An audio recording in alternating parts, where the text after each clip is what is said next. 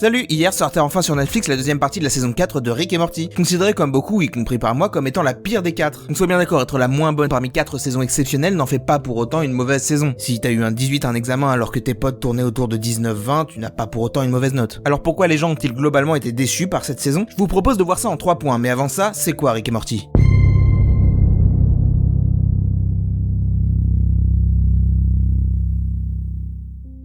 Rick et Morty est une série américaine Adult Swim créée par Justin Roiland et Dan Harmon, diffusée depuis le 2 décembre 2013, il y a très exactement 7 ans donc. Elle se focalise sur Rick Sanchez, un vieux scientifique cynique et dépressif, considéré par beaucoup comme étant l'être le plus intelligent de l'univers, et pour cause il a mis au point des centaines d'inventions toutes plus folles les unes que les autres, comme par exemple un paradis personnalisé à la Matrix, une batterie de voiture contenant un univers entier, ou même un appareil capable d'effacer la mémoire. Mais je crois qu'on est tous d'accord pour dire que son invention la plus aboutie est ce robot conçu pour passer le beurre. À moins que ce soit son pistoportail capable d'ouvrir une porte dimensionnelle permettant de voyager à travers une infinité de réalités parallèles. Chose qu'il fait régulièrement accompagné de son petit-fils Morty Smith, un adolescent de 14 ans timide et nerveux considéré par son grand-père comme étant son strict opposé, c'est-à-dire comme un abruti fini. Au cours des épisodes, on apprend donc à connaître ce duo improbable ainsi que le reste de la famille, à savoir Summer, la sœur de Morty, superficielle et obsédée par son image, Jerry, le père de famille trouillard qui sert de défouloir à tout le monde, et Bess, la fille de Rick complètement perdue et traumatisée par l'abandon passé de son père. Alors oui, dit comme ça, cette série n'a pas l'air exceptionnelle, mais ce qui fait sa force, c'est son ton cynique et satirique, saupoudré d'une pointe de vulgarité et de situations hyper trash. Dès la première saison, la série reçoit un très bon accueil, à tel point qu'une saison 2 lui est commandée, puis une troisième, qui suscitera chez les spectateurs une vive envie de sauce promotionnelle McDonald's, pour arriver à la fameuse saison 4 qui en a déçu certains.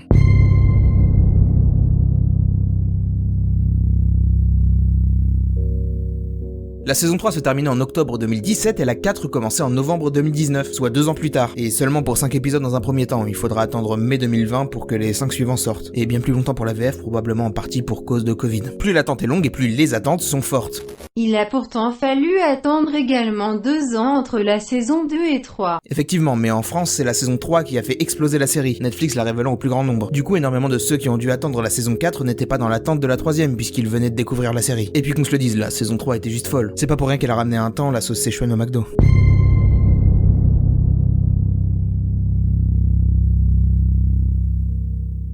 Dans le cadre des séries, il existe principalement 3 types de narration. La première est une narration cyclique, chaque épisode doit se terminer par un retour à la normale afin d'être indépendant des autres, et donc pouvoir se regarder dans n'importe quel ordre. C'est un genre de narration particulièrement adapté à la diffusion télé, puisque pour suivre une série sans rater un seul épisode, ça implique un gros investissement de la part du spectateur. Déconnecter les épisodes les uns des autres permet aux spectateurs d'en regarder un de temps en temps sans être largués, et aux diffuseurs de les proposer sans se soucier de l'ordre, sans que ça ne pose de problème. C'est cette narration qui est utilisée par exemple pour les Simpsons. A l'inverse, il y a la narration linéaire qu'on retrouve dans des séries comme Game of Thrones ou Umbrella Academy, qui nous raconte une ou plusieurs grandes histoires découpées en épisodes. Une façon de faire plus adaptée aux attentes des spectateurs est grandement facilitée par le streaming. Et entre ces deux modes de narration opposés, il existe la fusion des deux. Avec ces séries qui, malgré des événements épisodiques, nous servent également une histoire principale qui fera revenir le spectateur épisode après épisode. Les séries policières sont celles qui utilisent le plus cette technique, puisqu'il est facile de faire en sorte qu'une affaire soit égale à un épisode. Mais c'est également le cas de Rick et Morty, qui se permet de laisser des intrigues en suspens et de terminer certains de ces épisodes par un cliffhanger. Si vous ne savez pas ce qu'est un cliffhanger, allez voir ma dernière vidéo dans la description. Le problème, c'est l'équilibre.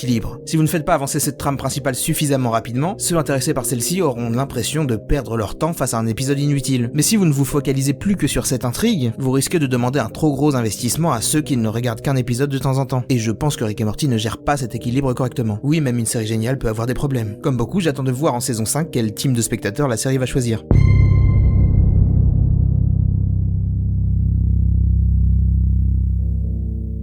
En réalité, pris les uns après les autres, les épisodes sont bons, voire très bons pour certains. Big up à l'épisode 10. Évidemment, d'autres le sont clairement moins, mais c'était déjà le cas dans les 3 premières saisons. Seulement les premières saisons, c'était les premières. Elles avaient pour tâche de présenter les personnages et de s'intéresser à leur psychologie, mais aussi de mettre en place l'univers et de l'approfondir. Mais maintenant, on connaît tout ça. Et si ce n'était pas la série qui avait changé, mais vous, les spectateurs, ou plutôt vos attentes. Celui qui regarde la saison 4 a vu les 3 premières. Il connaît les personnages, il sait qu'avec Rick tout est possible. Ce qu'il veut, c'est des réponses. Ils deviennent quoi, monsieur Boîte à caca et Phoenix Man? C'est quoi les motivations d'Evil Morty? Il va faire quoi de la citadelle? On verra d'autres versions de Krompoupoulos Michael? Envoyer un larbin au taf à sa place, c'est légal? Heureusement, cette saison 4 répond à certaines de ces questions, mais apparemment pas aux plus importantes et pas assez rapidement. Pourtant, à mon sens, elle n'a pas servi à rien comme je l'entends parfois. On assiste à la prise en confiance de Morty qui se rebelle et ose de plus en plus tenir tête à son grand-père, et surtout, à la déconstruction d'un mythe. Il suffit de voir l'issue des 2 derniers épisodes de la saison. Voilà, j'ai essayé de spoiler le moins possible, ou en tout cas de faire en sorte que les spoils ne soient pas compréhensibles hors contexte, pour que ceux qui n'ont pas vu la série foncent la regarder. Elle est géniale et entièrement disponible sur Netflix. Et pour ceux qui l'ont vu, dites-moi en commentaire ce que vous avez pensé de cette dernière saison. Sur ce, moi je vous laisse, il faut que j'aille swifter. À la prochaine, salut!